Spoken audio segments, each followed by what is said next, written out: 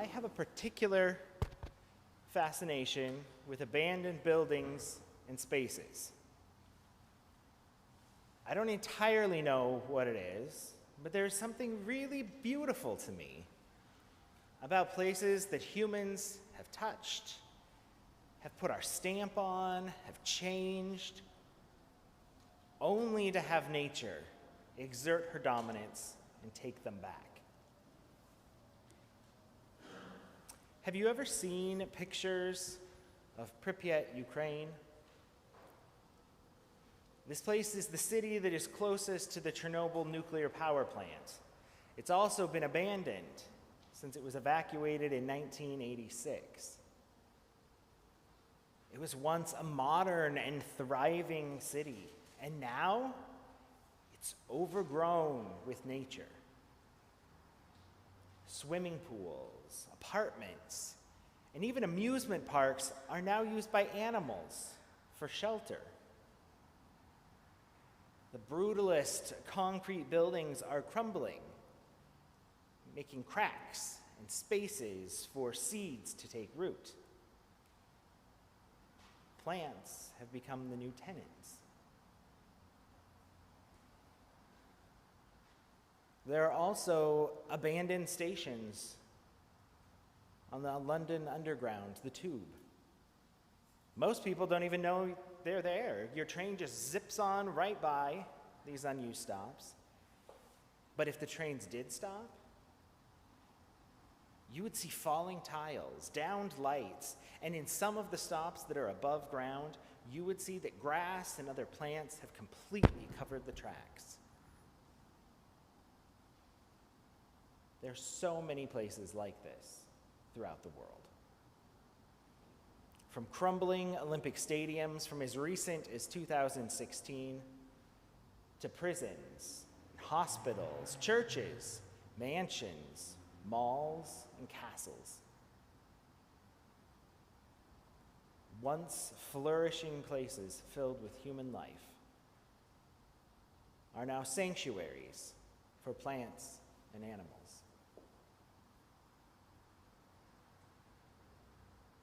But not all buildings are meant to be permanent. Ice Hotel in Sweden is rebuilt every year.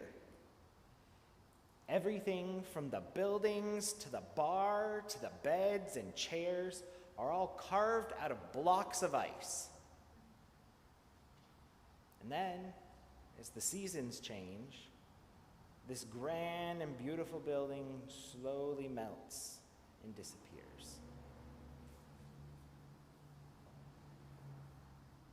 Another is in Christchurch, New Zealand.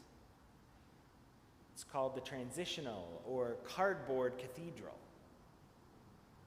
In 2011, Christchurch suffered a massive earthquake. The shaking of the earthquake tore apart the stone cathedral. And so while repairs are happening, this temporary cathedral, made out of cardboard, was built. It's built to last no more than 50 years. And it's already become one of the most popular tourist attractions.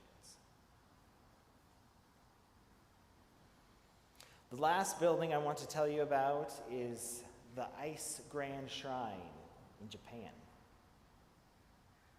The building is a large and ornate Shinto shrine. In fact, it's one of the most sacred sites in Japan. And every 20 years, since the late 700s, it has been rebuilt in a new location with great pains being taken so that each version looks exactly the same. And then the old one is torn down. Currently, it costs about $500 million to rebuild each time. So why would we build things that aren't meant to last? Shintoism and Buddhism would tell us that it is because everything is impermanent. Death and renewal are natural cycles and parts of our world and our lives. And our prayer book puts it another way. In the midst of life, we are in death. It's vital for us to remember that. Because instead of demise being a crushing fear, its persistence can actually be freeing. Our gospel begins by saying, when some were speaking about the temple, how it was adorned with beautiful stones and gifts dedicated to God, Jesus said, "As for these things that you see, the days will come when not one stone will be left upon another. All will be thrown down." Now, naturally, the people around him are scared and they're upset. They wanted to know when these things are going to happen. It's a really valid question. The temple was at the center of Jewish religious life. Jesus frequented the temple. He spent a great amount of his time teaching there. The structure itself was also very physically imposing. Anyone entering Jerusalem would have seen it dominating the skyline. The outer porticos are said to have been able to hold over 400,000 people, which was a number that was not uncommon for the high holy days. And the Temple Mount itself, that it was built on, is larger than 29 football fields.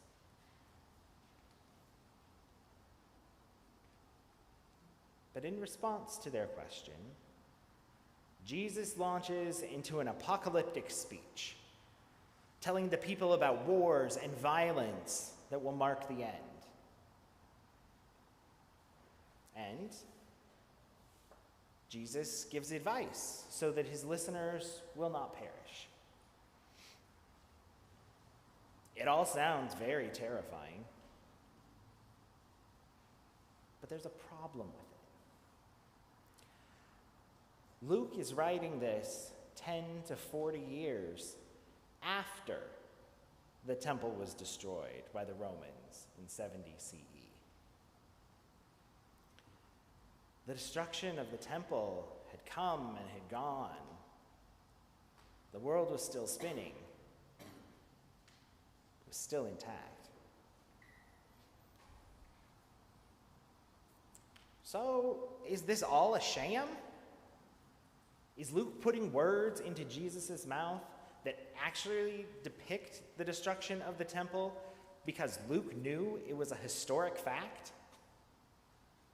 Is all this to make Jesus look better? There's a little cynical part of me that says, perhaps. But what if Jesus is actually speaking to something far greater than the demolition of a building? Jesus' speech is part of a genre called apocalyptic literature. In our modern times, we hear the word apocalypse and automatically connect it with the end of time or the destruction of the world. But in the Greek, it actually means an uncovering or an unveiling of something that is not previously understood. By focusing on the future destruction of the temple, Jesus' followers are taking themselves out of their present day. They're taking themselves out of the present moment. They are anticipating and dreading wars and plagues that have not happened and missing what is going on around them. If anything, I think Jesus is letting his followers know that they're asking the wrong questions. It's not an if, but a when the temple will crumble. Beautiful stones and gifts dedicated to God or not. Everything is impermanent. Now, it doesn't take much looking at the news to see terrible things happening all over the world and in our own country. And at least I start to feel like we are facing our own end times. And I hate to come here this morning and be the bearer of bad news, but there will come a time that this temple, this beautiful church that we are worshiping in right now, will not be here. Nothing lasts forever. Jesus speaks of wars and insurrections, nations rising against nation, earthquakes, famines, and plagues marking the end. Well, I was 6 the first time I realized a war was happening, the Gulf War, and I remember being terrified. I can't even count the number of times I have seen and heard about nations rising against other nations. I was 17 when I can recall being in my first major earthquake, but I remember seeing far more severe ones on TV before that. I was a child when the AIDS epidemic spread across the country. I was 16 when anthrax was being sent through the mail. 26 when H1N1 had people in a panic, and 37 when COVID disrupted our lives in a way we could never have guessed and are still experiencing. And I'm sure that each one of you have your own memories of these types of events that you've seen in your own lives. My point is this: these aren't unique events. Sadly, they are things that have happened over and over again. They happened after Luke wrote this gospel, and they happened before that too. Destruction is a constant.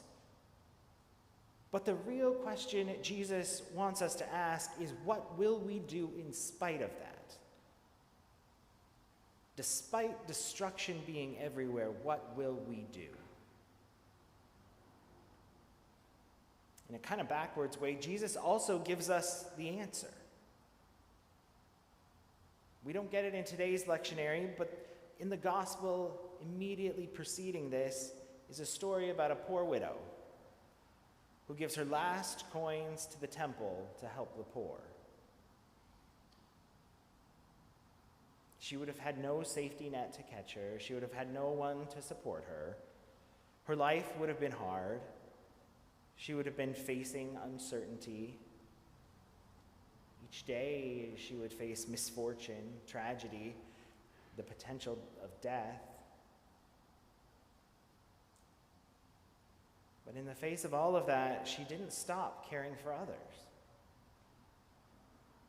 She did what she could.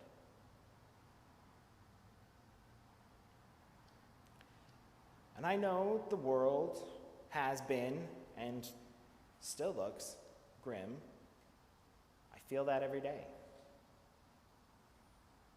And I have no guarantee that a further catastrophe is not just right around the corner. But we are here. You and I, we are here right now. And there are people that are suffering and needing care.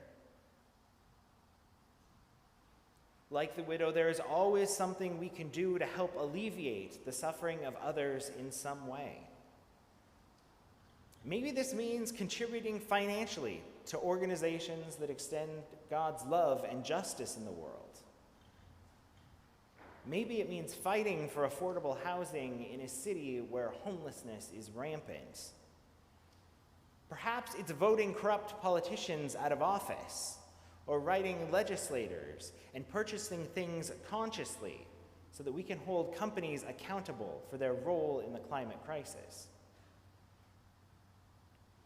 We each have skills and means and talents, and we can use those to help others. This morning, I challenge you to find yours.